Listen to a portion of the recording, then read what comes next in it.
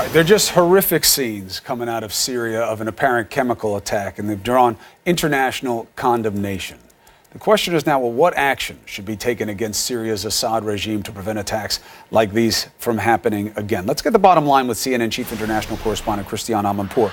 If the reports are to be believed, Israel sent some bombs down into a Syrian base in response. What kind of military action do you think would make a difference here?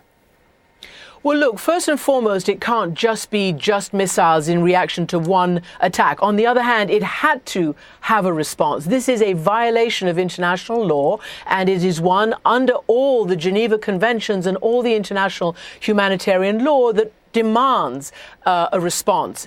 Chemical weapons are prohibited.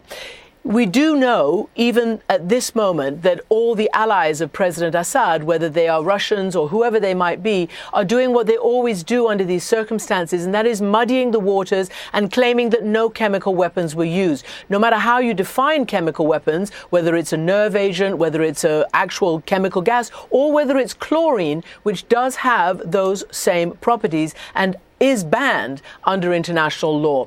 You know, this is the same pictures, the same thing that we've seen in the past. And this has been going on for years throughout this Syria war.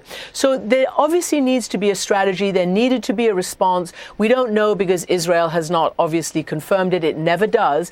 But former senior Israeli military chiefs and intelligence chiefs are saying that it could only have been Israel or the United States, that as far as they were concerned, this base that was hit is not just a Syrian base, it is a Syrian-Iranian base. The Israelis say this is the base from where the drone 2 months ago took off and then was shot down, if you remember, and that they are, above all, concerned about Iran's expanding influence and sending any weapons into Hezbollah in Lebanon in any way threatening Israel. But also, other Israelis are saying that a chemical attack, and you can imagine, of all people, the Israelis would be incredibly sensitive to this outrage, demanded an immediate response. So, Christiane, I mean, when we look at these videos, okay, it's gut-wrenching. I mean, we see kids struggling for breath. We see their bodies foaming at the mouth. And so it feels, you know, to the layman, something has to be done now.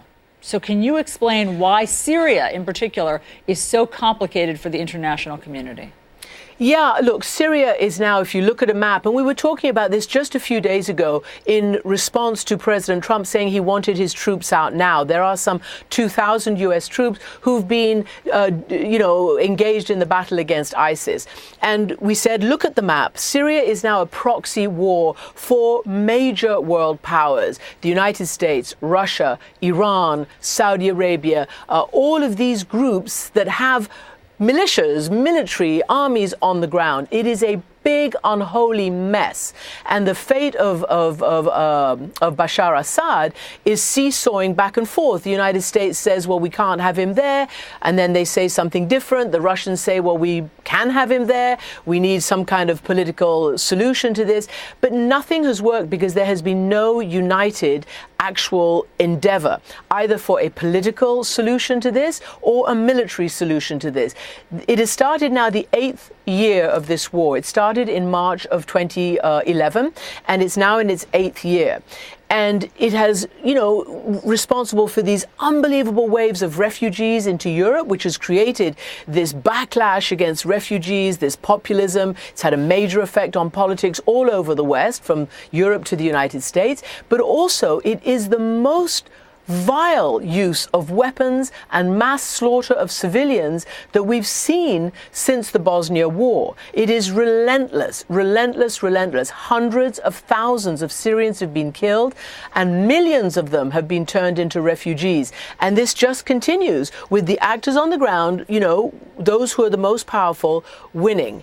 And this has got to have some kind of coordinated, smart, strategic vision if it's going to be anything other than a knee-jerk response. Because remember, this time last year, and the White House just celebrated or commemorated a year since President Trump actually did deliver missiles attack when it happened this time last year. But in the interim, it happened again, smaller, but it happened again. And so this guy, Bashar Assad, gets no lessons and no hurt. And then to have President Trump and have this public discussion about pulling out U.S. troops last week, as you saw, the tweet from John McCain suggested that that may have emboldened him. Frankly, he's emboldened in any event. Yeah. Christiane Amanpour, always great to get your context on all of these things. Thank you very much. Yeah.